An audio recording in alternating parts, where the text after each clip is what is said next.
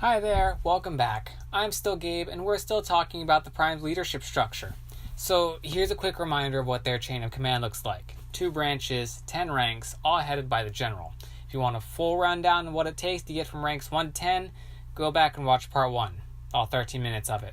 Then come back here and watch part 2. We'll see how long this lasts, but you already know because you can see the video link down there. Anyway, where do we leave off? Right. Rebuilding the leadership structure. At the end of the Making of a Grand Paladin miniseries, Orvin submitted a proposal to the dealer for a nearly top-to-bottom restructuring of the Paladin Corps. In response, the dealer said that some parts of the proposal would be easier to implement than others, but creating a whole new branch would be nearly impossible. So, how do they go about implementing those changes? Well, as with all other things having to do with their COC, it all depends on how big a change you're talking about. Anything that's a sub-officer rank up to and including rank 4 is as simple as giving the order and things get changed. Mid-level officer ranks, we'll say ranks 5 to 7, require a unanimous vote among the highest officers, ranks 9 and 10 of the branch. A shift in the upper officer ranks, ranks 8 and 9, requires a majority vote in a special council meeting among the highest leadership of the Prime, so the General, the Grand Paladin, the Archmage, and all the Grand Marshals and Grand Magni. It's not necessarily a simple matter, but most changes are feasible with these rules. Now, what about Orvin's plan to split off the Deathwatch Guardians into their own branch of the Prime? Well, he'll be hitting a huge roadblock there because a change of that magnitude requires a unanimous vote in that special council I mentioned earlier. So, in other words, he has to get every single Grand Marshal and Grand Magnus, as well as the Archmage and the General, to vote with him if he wants to make that split happen. I don't think I'm surprising anyone when I say that is highly unlikely to happen.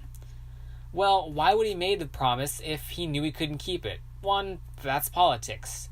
2, he made that promise while knowing it was an unpopular opinion and let everyone know it was an opinion he held. 3, his opponent was Seamus. Nobody likes Seamus, except the Magi. Anyway, why make it so difficult? Also, why make his ultimate goal, as it were, the most difficult of all? And what about the promotion ban? What's that about? First answer. For the same reason that some things in the US Senate needed 60 votes instead of a simple majority. Because they don't need things constantly being changed all the time, and it forces multiple parties to cooperate to get things done. Sure, at the lower levels, things are as easy as do this because I say so on the Grand Paladin's part, but how many people in actual positions of power change their minds that quickly or easily? Okay, sure, you can argue that the opinions of politicians are basically bought and sold by their donors, but we don't have any of those in this situation. Most people in power tend to stick to their guns and stay with one ideology. Second answer, because it gives him something to work for. Something I can use to develop his character in the next book. Duh. Third answer, so for non-magical soldiers in the Prime, they are able to be promoted to sergeant rank, but no further. They are also overseen exclusively by the Paladin Corps, which is actually a bit of a misnomer. Why any of that? Well, the short answer is because it's a discrimination thing. First things first, although the main military branch of the Prime is called the Paladin Corps, it's not actually composed solely of paladins. It's called the Paladin Corps because the paladins are at the head of it, but the branch itself is composed of paladins, priests, the Deathwatch Guardians, and all the non-magical units. Paladins and priests are basically on equal footing. Deathwatch are almost their own thing that I actually intend to cover in a different video, and all the non-magical units have their own issues to deal with. We're going to look at that last thing right now. So, remember when I said discount anything Gideon says about magic and magically capable people because he's talking out of his ass? That's a mostly safe assessment to make. The reality is that he's not wrong when he says that people who don't use magic outnumber the people who do. I don't have a muggle equivalent word. In Rebirth, Iblis says that 1/3 of the people worldwide claim some variety of magism. How are there varieties of it? Isn't it just you either are or aren't a mage? You either can or can't use magic. How is there a distinction? Well, the full description for how this works is a whole different video on its own.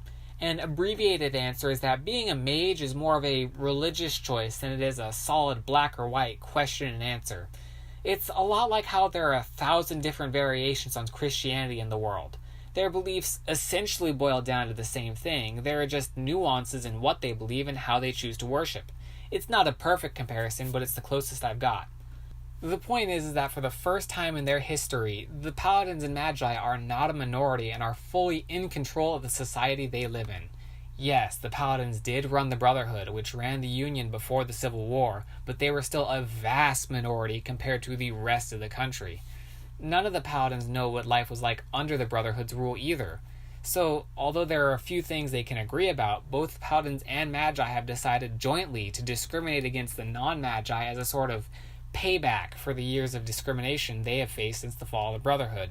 And if you think Paladins haven't faced discrimination because they're Paladins, then we'll get into the aftermath of the Civil War and how Paladins and Magi were treated up until Iblis of Light came around in a different video.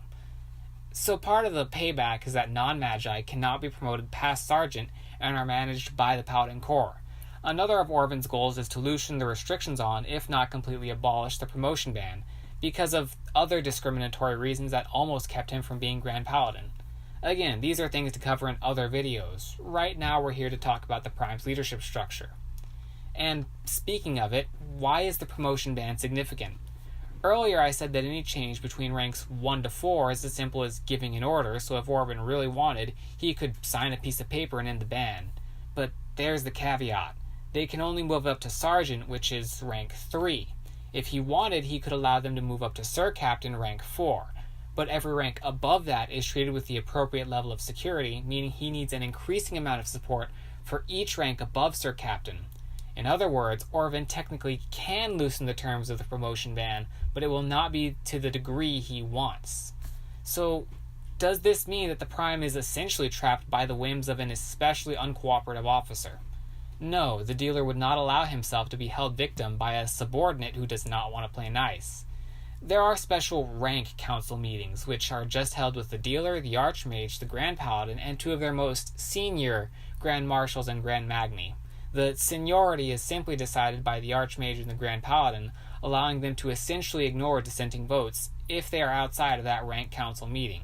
Okay, so what options are there if one of the senior officers do not want to play nice? Well, if there is a matter that can be decided by a simple majority vote, the dealer has almost absolute power to overturn any decision made. You might notice that I said almost absolute. He cannot overturn a vote that is unanimous among his subordinates, so if everyone except for him agrees on a matter, he cannot change an outcome to suit his desires. Alternatively, if he overturns a supermajority decision against him, he has to defend his stance and get a majority vote in favor of his overturn, and he cannot override that choice. So in a council of 11 people, if 7 vote against him, approximately 64% of the vote, or over the 60% needed for their supermajority, he essentially has to convince 2 of them to change their vote to match his. If he cannot convince them to change their votes, his overturn is defeated. He also cannot overturn outcomes that require a unanimous decision, so if everyone but the dealer votes against splitting the Deathwatch Guardians into their own branch, he cannot change the outcome. But that's all keeping things at the senior level. Are there mechanisms for change that involve the lower ranked members of the Prime? Well, yes, there is, but this method is more of a power play than it is an actual exercise in democratic integrity. As you've noticed, the Prime is more or less an oligarchy. The leadership tends to not worry about the will of the people unless there are obvious signs of unrest or dissidence, and those are quickly and easily quelled, although not usually through violent means. If there is an issue that cannot be resolved by the Special Council, then the issue can face the will of the people and be decided by a simple popular vote among the entire Prime. I won't say these votes are rigged, because they're not, but if someone were to know that an issue is coming to this vote, then they could easily get a head start on their propaganda campaign for their side. And in the limited time frame the Prime operates on, that advantage is easily what can decide the outcome of a vote. Now, before I finish this, I want to lay out something very clear. Yes, all the shady tactics you heard about are intentional designs in the Prime structure. They aren't things that accidentally made it past the dealer and Mira when they designed their government. They know these things exist, and they had a hand in crafting them. The Prime is not meant to be infallible. They aren't meant to be the good guys facing off against a world of evil around them. Their purpose is to bring back a world they remember, not a utopia where no evil exists. Yes, one of their goals is to bring back Iblis to the mortal realm, but even Iblis doesn't always do what can be considered indisputably good. They do what they believe is best, not always what is morally or ethically right. And that's basically everything I wanted to talk about with the Prime's leadership structure. Thanks for indulging me for these 20 or so minutes. I enjoyed this, and hopefully I can do something else like it in the future, but I'm going to dial it back for now. Next week on Tuesday, to coincide with the start of his 5-part miniseries starting on Monday, I'll talk about Swift from Rebirth. Hi, I'm Gabe, and it took me a lot longer than it should have to record this in-slate. If you enjoyed the video, please consider liking and subscribing so you don't miss the next one. If you want more content from me, consider following me on Twitter, where eventually I'll tweet some more. If you want to learn more about anything I'm talking about or catch some details I missed, consider buying my books. Links are in the description below. Also consider checking out the Tumblr, where I post side stories and art about the books that I can't really put anywhere else. Again, thanks for watching, and I hope you have a great day.